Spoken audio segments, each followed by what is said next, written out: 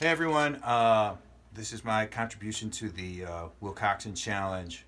Uh, I want to do something a little bit different because I was shown this about 20 years ago. I was lucky enough to be teaching in a room. In the next room, we had a spot where people could come in and try out drums and cymbals. And there was a guy that came in and he just started playing all kinds of really cool fills that I, quite frankly, had never heard anybody really do before.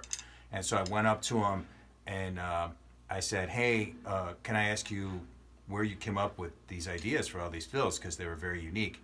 And he said, sure. Do you know the book, The All-American Drummer by Charles Will Coxon? And I was like, nope, I've never heard of it before.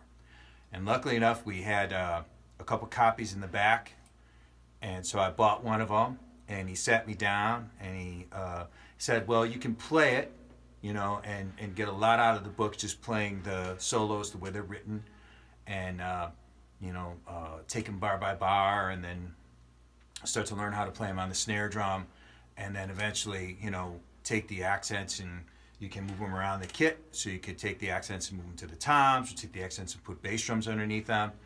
You can put them on the cymbals, and those are all really cool ideas. He said, but I had a guy when I was younger show me a cool way to play this, and that's to take the exercises where there are spaces in them. So in other words, the very first bar of solo number 1 is just a flam tap written in eighth notes. And he said, so what I do is I take those spaces and put bass drums in between the spaces. So in other words, instead of just playing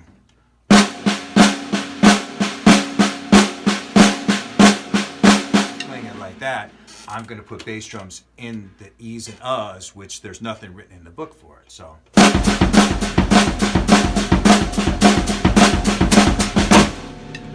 and then I'm going to take those and just separate my hands on the kit.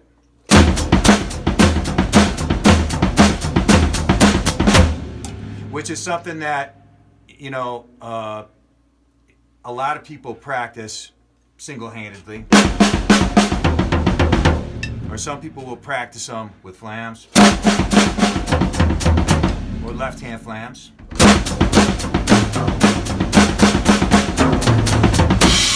But you don't hear a lot of people really play them and play flam taps with those. And they sound really cool. You can move your hands around the kit and try different positions with your hands. And then he said, so then if we take bar number 3 of solo number 1, which is with the bass drums and without the bass drums, and they changed the sticking in here, because that was the other thing that he told me, which I thought was pretty cool, because a lot of times you go through books and you kind of stick with them, and it's good to do these with the sticking that's in there. But like for me, when we come to the third bar, it starts off with right, left, and then right, left. And so from my standpoint on the kit, I kind of liked doing it, which is the second half of the bar.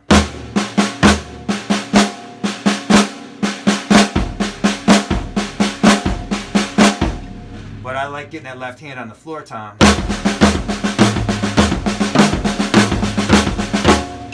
And I thought that was a little bit cooler, so works for me better, so I just turned the whole bar into that particular sticking, which is the other thing you could do with these, is change the sticking around. And, it's not that it's cool too, but there's something about that left-hand flam in there. And if we keep going, there's going to be some repeats, and then there's going to be some areas where you have no space, and you just kind of dodge around those wherever you want to go. If I look at the last bar of the second line, it's just flams. But if you take that and put it, it's pretty cool sounding. If we combine the first bar with the fourth bar of the second line,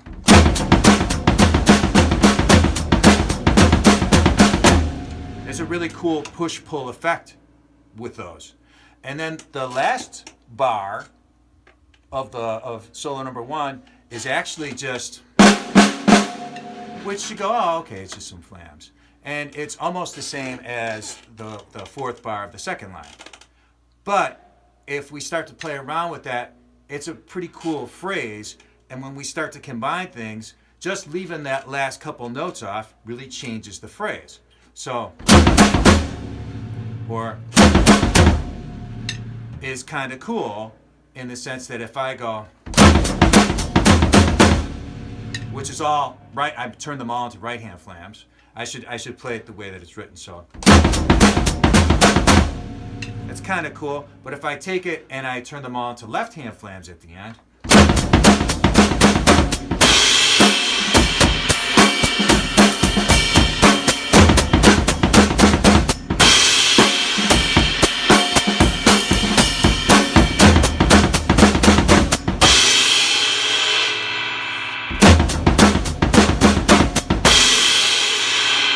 changes the phrasing around, and just doing that little bit, just leaving some space in there really adds a lot to it. So now I'm gonna, hopefully not get trouble here, I'm gonna, because the idea with that is there's really only a few here in this first solo, but you could mix and match those, and I like to do a thing that I call like a prefix and a suffix. So if I take the very first bar,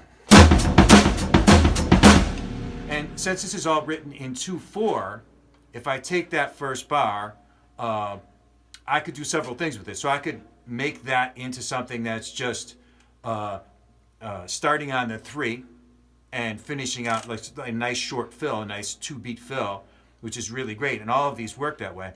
Or if I want to work on a full bar fill, I can do the prefix suffix things. And so in other words, I can take that first bar and then mix it up like I did there with the last bar. But also I can take it and mix it up with some of the other exercises.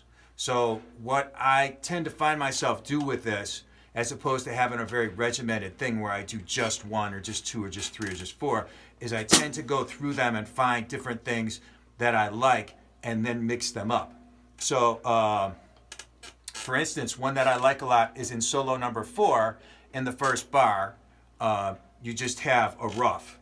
And then you have, if you put the bass drum at the end of it, we get this.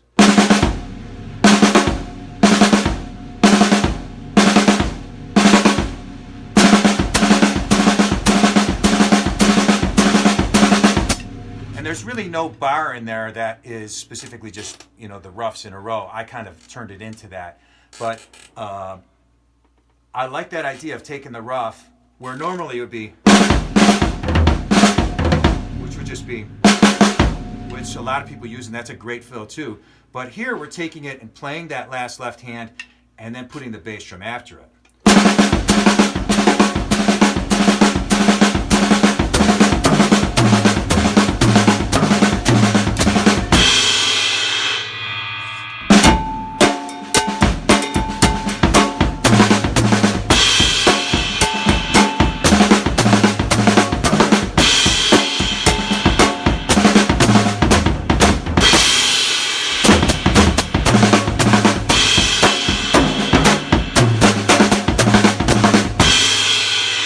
That's where I think it starts to really creep into what you do playing-wise. And I picked that one just because that just happened to be something that I started playing around with. And the great thing about doing this is I'm going back and I'm going to get into this book now and really work on it the way I worked on it 20 years ago, but maybe didn't necessarily see it through, we'll say. And I didn't go all the way through a lot of the exercises. I probably stayed on the first 8 exercises. There's enough to keep you busy for years just mixing and matching all of these concepts up. Something as simple in solo number 2, the first bar after the pickup is just, in here they'd stick it, but I'm going to take it and stick it. So, right, and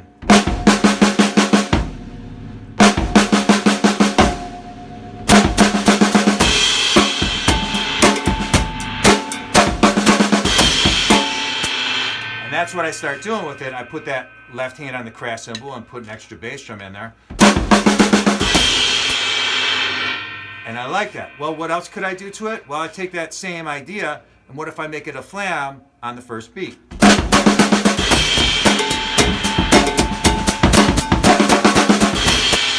it up there.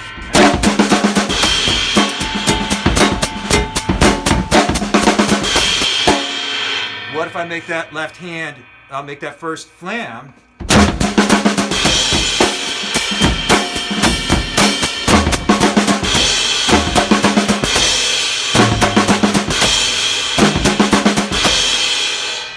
And then what if I go?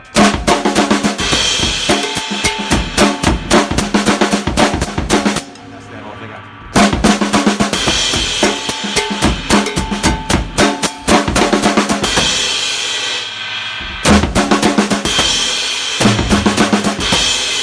So that's how I started really playing with these and coming up with a lot of interesting ideas. The last one I'll talk about would be the on the fourth line, the last bar. They play it, and what I started to do with it was make the first, instead of playing a flam on, you could leave it a flam, but I made it just all drags in there. And the thing that's kind of cool about this one, because you would think, oh, it's got the paradiddle at the end, conceivably you could go, and that way you could crash with the right hand, but I really like this idea of going.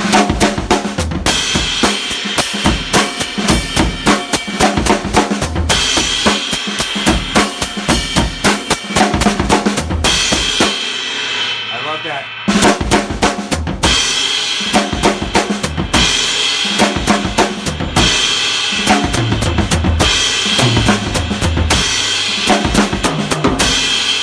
You can move your right hand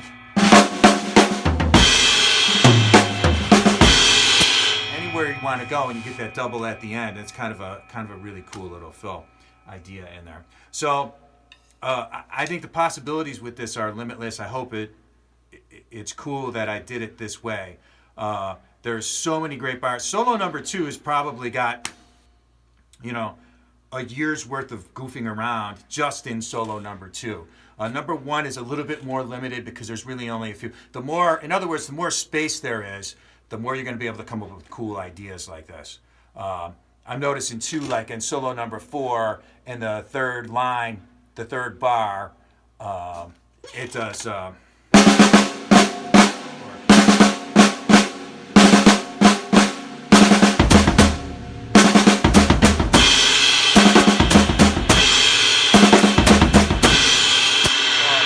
There I'm just taking, really the only thing I really changed in there, besides putting the bass drums in, was I changed it to 2 left-hand flams instead of right-hand flam, left-hand flam, so.